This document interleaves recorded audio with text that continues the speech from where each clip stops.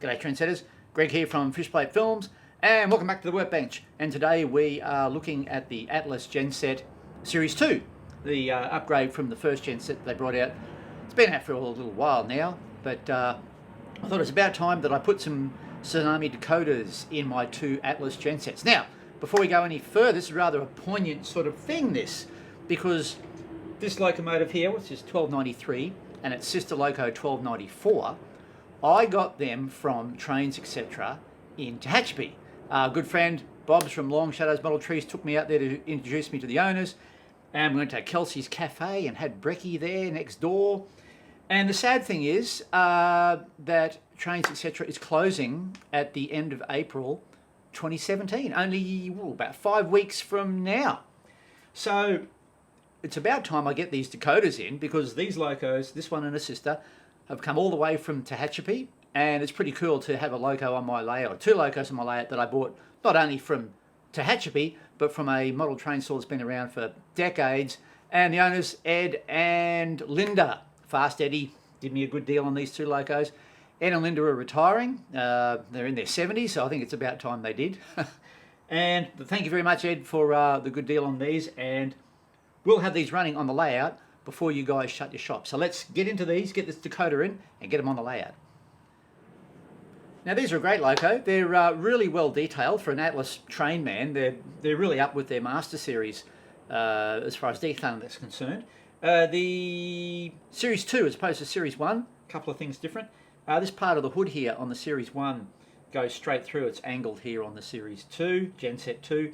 One thing I do like about it is the radiator grills are now see-through, so they'll add a little bit of heat, which, you know me, I always drill out my exhausts, operate on hot conditions here, so it's always good to let the decoders get cool. So they're see-through, so they let the heat and a bit of the sound out as well. Metal grab irons everywhere. I mean, these things are really, really well done.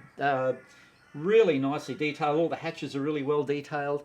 The aircon units on the top here are fantastic. They've even got little etched grills in the top, so that's a nice little feature. Trucks are really well detailed. The only thing, and you know, people have said this before, the front handrails here are a little bit big. On the Genset 1 they were even bigger, so these are a little bit smaller, but when you compare them to the little wire grab iron here, they're huge, but they're still okay. They're still okay. I mean, it's a one little negative against a whole lot of positives in these things. They're a smart looking loco. I think they look really good. They're basically a Jeep sort of rebuild, aren't they, in some ways. The horns are fantastic. The horns are like little brass horns. They're so clear and crisp, the horns there. So that's really good. And they have the Atlas Master Series driveline, so they run really nice. And as I say, trucks are well detailed. And that's about it. Physically, they're great. Mechanically, really good. And as I say, if you're a real rivet counter, if you wanted to, I guess you could replace just the front handrails. The ones down the sides aren't too bad, but it's just these front ones here. Also, what they've done is they've painted them before they assembled them, and it's a funny system how they click into each other here. And every one of them's come off. So be very careful when you're working on them. They don't break. They'll just come apart, and you have to put them back together again. Try scraping some of the paint off the handrails before you put them back together. Right, try and make this as quick as we can. Let's get into it. Right, once we remove the body shell, which is nice and easy, the two couple of pockets come off, unscrew, that's it, and wriggle the body shelf off nice and gently. This is what I like about Atlas locos and Kato as well. You don't need to muck around breaking things trying to get the body off. It all comes off in one go, which is really good. And Athearn, I guess, is the same too. I just wish Athearn would get rid of their bulbs. I don't like paying all that money for a loco and then having to redo it. I know it's not much, it's the principal trendsetters. But anyway, what we have to do, remove the two weights. There's a weight section at each end, remove them, and your speaker goes in one. This is the 16 by 35 millimeter. So I use two of the screws that come out of holding the decoder in, and they go into each side of the thing here, into the weight, and it's very easy to strip them. They're not quite long enough. They're not really the right screw. If you've got a few screws hanging around there that are the right size, you could put a longer screw in to hold them in. But they're only just long enough, and it's very easy to strip. So I put a little bit of silicone around the edges here, or you might say in America some caulk. just to hold it in, and I've also sealed these couple of little holes here for the other side of the speaker. So that's one end. I do that first.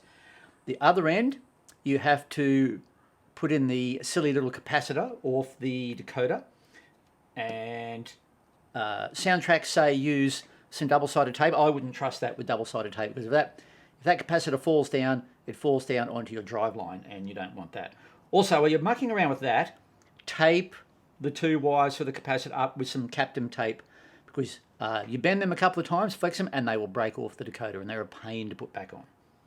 So while I'm working on the decoder, I have that Kapton tape around there just to keep those two wires well, tethered, let's say, to the decoder without relying on the solder joint, which is there to take all the flexibility out of the wires. Right, okay, so we've done that.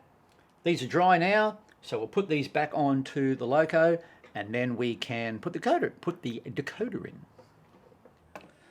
Right, well, we've got our weights back in, and what I've done also is I've glued a little bit of cardboard here and here on each end, just in case if the decoder comes loose, the terminals won't come up and hit each end of here. I mean, it shouldn't come loose, but if it does, it's just a safety thing. Also, another thing I recommend you do is on both of mine, the motor wire here wasn't soldered really nicely. The wire wasn't stripped properly. It was a few of the strands were missing, and it was really flexible. And a few on the first one I did, the few bends, and it just broke off. So check that and resolder that if you need to. Oh, and another thing, this is I don't know why they've done this, but anyway, the neutral wire that comes up here. Now you can't see it, but it comes up here, and it actually rubs against the flywheel unless it's pulled tight. So what I've done, just get a little bit of CA glue, and be careful not to glue the flywheel trenchers, because that probably won't work, will it? No. Don't glue the flywheel to the wire.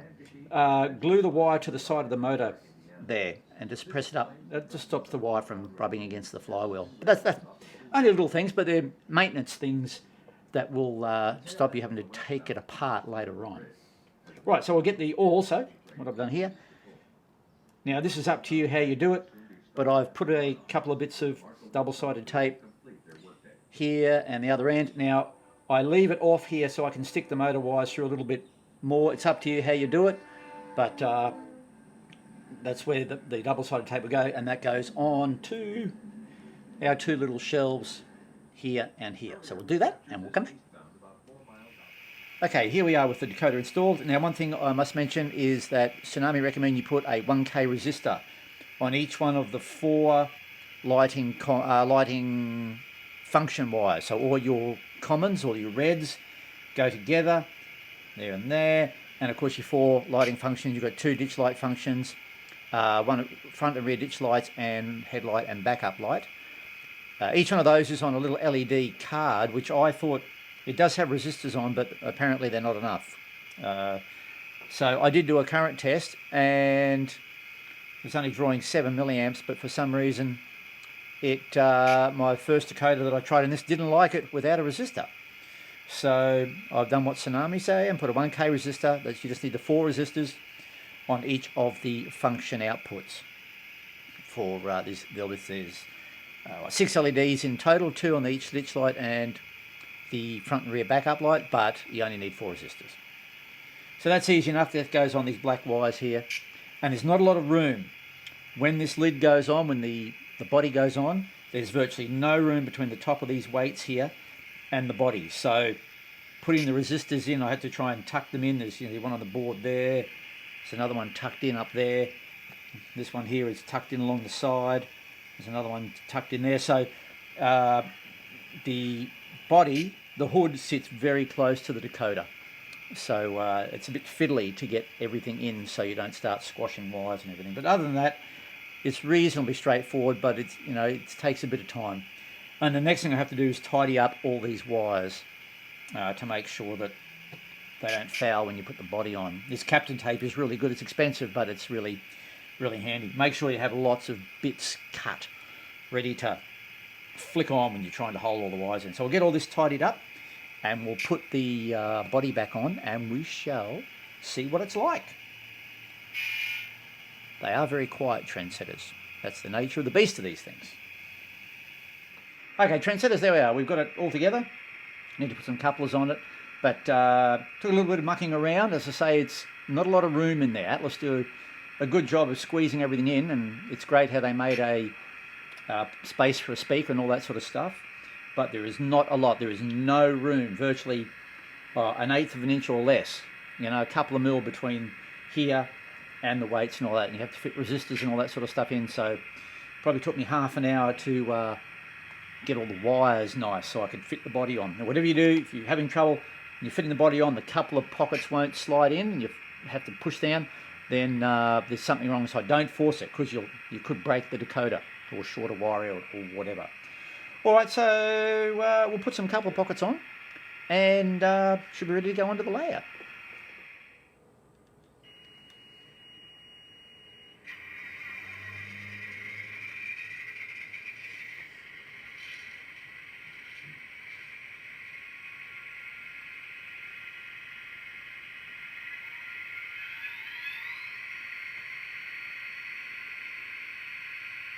Right, well, there you go, trendsetters.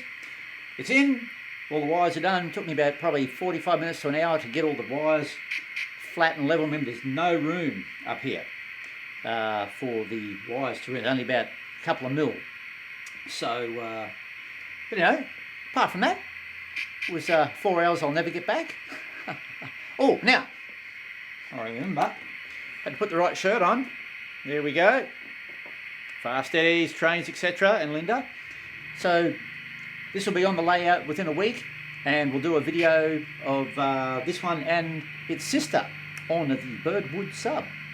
And that'll be a bit of a tribute to Linda and Bob at Trains, etc. out there at Tehachapi. It's so cool to have a couple of locos that I bought from Tehachapi.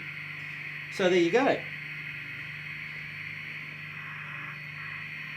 They're very quiet, as you would expect from a truck engine, basically, 3 truck engines. They're one of those locos that you will put, you know, in an industrial area somewhere or something like that, or in a yard, and they look really good. I think they look really nice, and they run well. And it's just have to get used to the sound is a little bit different. That's all. And I think I'll be turning all my other locos down a little bit further. We'll get into that on another video, but this is sort of having a loco that's this quiet makes you rethink things. So we'll get into that in another video. But the next one to come up will be these two on the layout, switching for probably the grain facility or maybe West Birdwood Yard. We'll see how we go. So anyway, that's it. Hooroo for now, and thanks for watching, and we'll see you up on the layout on the next video. Bye bye for now.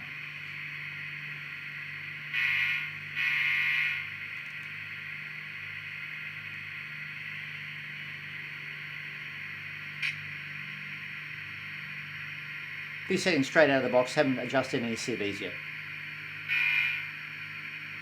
Alright, bye bye.